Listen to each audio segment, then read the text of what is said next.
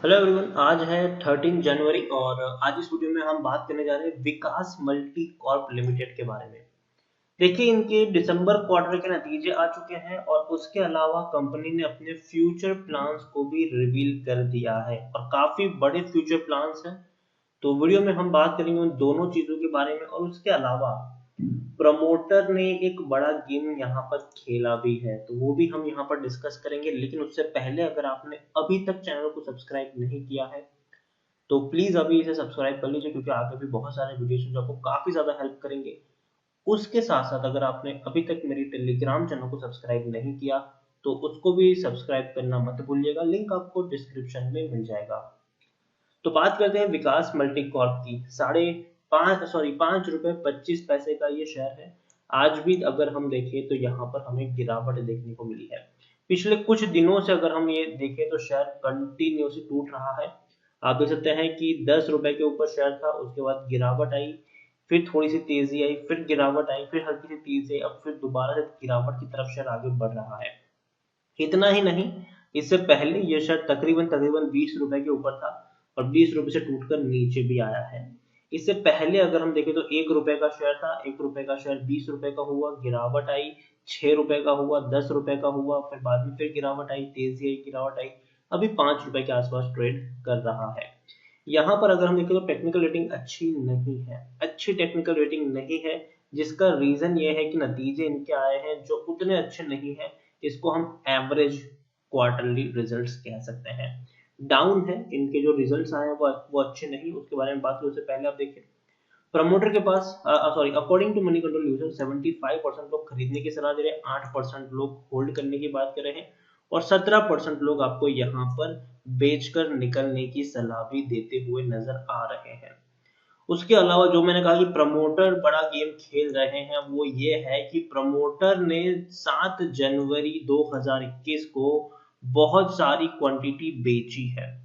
आप देखिए, 32,50,000 शेयर 7 जनवरी को ही प्रमोटर ने बेचे। उसके अलावा 40 लाख शेयर्स भी बेचे, उसके अलावा 20 लाख शेयर्स भी बेचे, उसके अलावा 32 लाख शेयर बेचे, उसके अलावा 20 लाख शेयर बेचे और तकरीबन तकरीबन 47,70,000 शेयर्स भी प्रमोटर के द्वारा 7 जनवरी को बेचे गए हैं। मतलब प्रमोटर ने बहुत बड़ी बिकवाली की है, बहुत बड़ी ये बिकवाली है, जिसको हम वाकई में एक नेगेटिव पॉइंट मानेंगे। एक पॉजिटिव पॉइंट तो बिल्कुल भी नहीं है ये।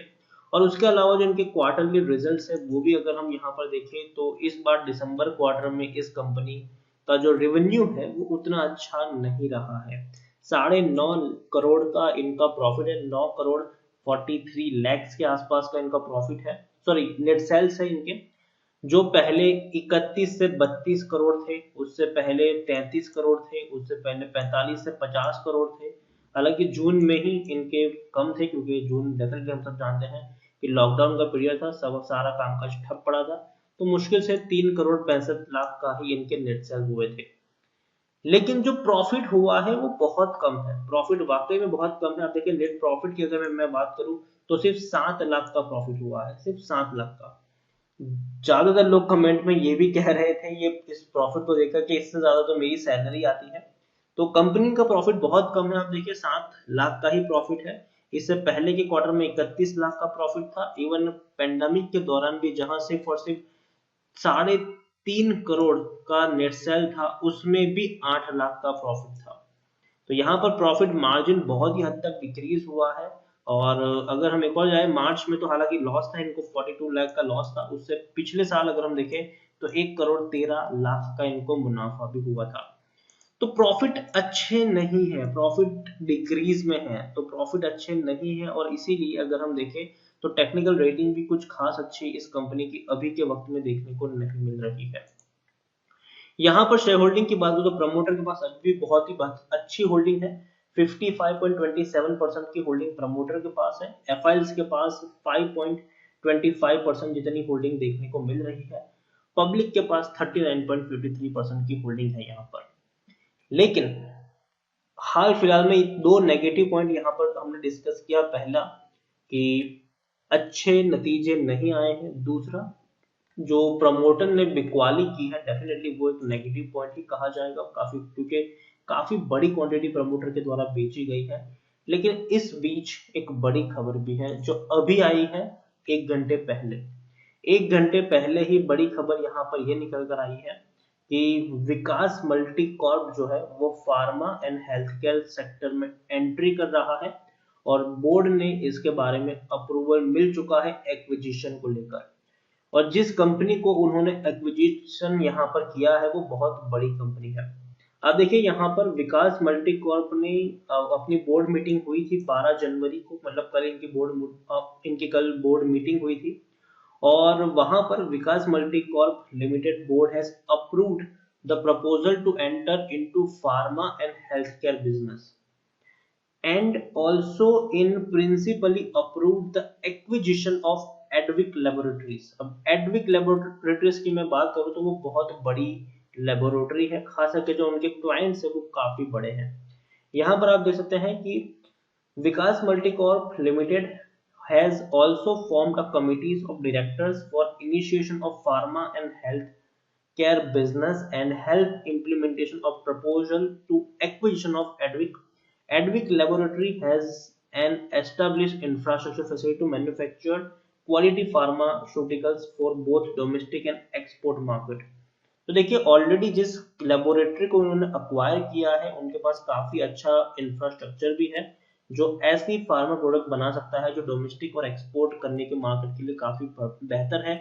और इसके अलावा देखिए Advic has been supplying pharma product to large Indian pharma companies like Dr. Reddy Laboratories, बहुत बड़ी कंपनी है ये, कैडिला फार्मा बहुत बड़ी कंपनी है ये, अबाउट इंडिया और टोरेंट फार्मास्यूटिकल्स ये भी एक बहुत बड़ी कंपनी है, and also been exporting its product mainly to countries in Southeast Asia and African continents। तो देखिए एक तो इन बड़ी कंपनियों को सप्लाई करते हैं, उसके अलावा इंडिया के बाहर भी ये जो है वो अपने एक्सपोर्ट को जारी रखते हैं। तो ये तो बात हुई इस कंपनी जो आने वाले दिनों में एक्विजिशन करने वाली है एडविक को, तो इसलिए हेल्थ केयर और फार्मा में काफी बड़ा नाम ये बन सकता है। दूसरी तरफ अगर हम देखें तो एफएमसीजी बिजनेस में भी एंट्री करने का इनका प्लान है। अब देखिए VML would now have two main verticals going ahead, FMCG business related to food protection and personal hygiene segment। तो ये भी बहुत बड़ी बात है क्योंकि आप देखिए उन्होंने खुद अनाउंस किया है कि 100 करोड़ का इन्वेस्टमेंट करेगी ये FMCG में एंटर करेंगे सेगमेंट में और 100 करोड़ रुपए तक का इन्वेस्टमेंट ये लोग आने वाले दिनों में करने वाले हैं। और उसके बारे में मैंने आपको इससे पहले भी इन्फॉर्म करके बताया भी था कि डेफिनेटली अगर ऐसा होता है तो एक अच्छी बात होगी। आप यहाँ पर देख सकते हैं कि last year that it enter the food production and personal hygiene segment for FMCG industries approximately 100 crore rupees in 2 years, मतलब 2 साल में 100 करोड़ का ये लोग इन्वेस्टमेंट करने वाले हैं। Company has ventured into food protection and personal hygiene segment of FMCG industries with acquisition of prestigious brand. तो देखिए फूड प्रोटेक्शन और हाइजीन सेगमेंट में एंटर कर रही है और यहाँ पर भी एक्विजिशन करने वाले हैं अलग अलग ब्रांड्स को। For aluminium foil and tissue home foil, आप देखिए चपाटी रैप, क्लीन रैप, ये सारी इन सारी चीजों को ये लोग एक्विजिशन आने वाले दिनों में करने वाले हैं। और आने वाले दिनों में ये कंपनी जो है वो अपने बिजनेस को और ज्यादा एक्सपेंड करेगी फ्यूचर में। यहाँ पर देखिए this brand has evolved over a period of 3 decades and are well established name in domestic market. Domestic market में काफी अच्छे नाम से इनके। उसके अलावा अगर हम देखें तो कस्टमर्स कौन कौन से हैं इनके, तो भैया ताज होटल्स है, मेरिडिन है, मौर्य शेरटॉन है, ओबेरॉय बहुत बड़ा नाम है ये, मैरियट एक बहुत बड़ा नाम है और अदर बिग होटल्स। और उसके अलावा जो अलग अलग हॉस्पिटल्स है, अपोलो हो गया, एस्कॉर्ट हो गया, मैक्स हो गया, फोर्टिस हो गया, airlines like air India, jet Airways, तो ये सारे इनके क्लाइंट्स हैं। इवन रेलवेज में भी ये कंपनी की प्रोडक्ट चलती है। तो कहीं ना कहीं अगर हम देखें तो कंपनी काफी बड़े बिजनेस की तरफ अपने आप को देख रही है और यही एक इनका पॉजिटिव पॉइंट है। फ्यूचर प्लान्स मुझे इनके अच्छे लग रहे हैं, प्रेजेंट सिचुएशन अच्छी नहीं लग रही है, लेकिन फिर भी फ्यूचर प्लान्स अच्छे हैं। इसीलिए मैं कहूंगा कि विकास मल्टी कॉर्प में अगर आपने खरीदारी की है तो बेचने की सलाह मेरी नहीं रहेगी।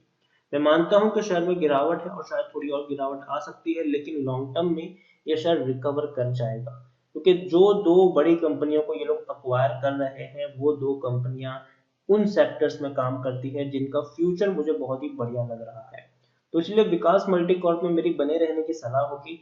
और यहाँ से अगर शेयर आपको 5 रुपए से नीचे जाता है, अगर 4 रुपए के आसपास मिलता है, तो फिर आपको यहाँ पर खरीदारी करनी चाहिए। खरीदारी यहाँ पर आपको करनी चाहिए, लेकिन हाँ, एक बहुत बड़ा नहीं, लेकिन एक हल्का सा छोटा सा निवेश अगर आप चाहें तो विकास मल्टी कॉर्प में 4 रुपए के आसपास अगर ये जाता है, हालांकि चांसेस कम है, लेकिन अगर जाता है, आपको नसीब है, तो आप उस लेवल पर थोड़ी सी क्वांटिटी उठा सकते हैं।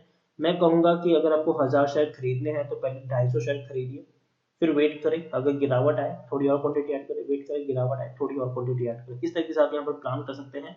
और डेफिनेटली लॉन्ग टर्म के प्लान मुझे थोड़े बहुत बेटर लग रहे हैं, खास करके कंपनी का जो प्लान है फार्मा में और एफएमसीजी में जो एंट्री का प्लान है, वो डेफिनेटली एक बढ़िया प्लान है, जो इस कंपनी को और ज्यादा स्ट्रेंथ दे सकता है आने वाले दिनों में।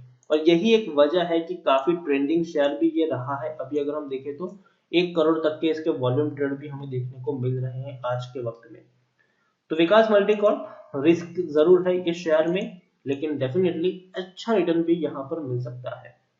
तो वीडियो को यहीं पे एंड करूंगा। पसंद आया हो तो लाइक करें, शेयर करें। चैनल पर अगर आप पहली बार आए हैं तो प्लीज सब्सक्राइब करें। और विकास मल्टीकॉर्प लिमिटेड जैसे छोटे से पैनी स्टॉक के बारे में आप क्या सोचते हैं, वो भी आप मुझे कमेंट में लिखकर बता सकते हैं। Thank you.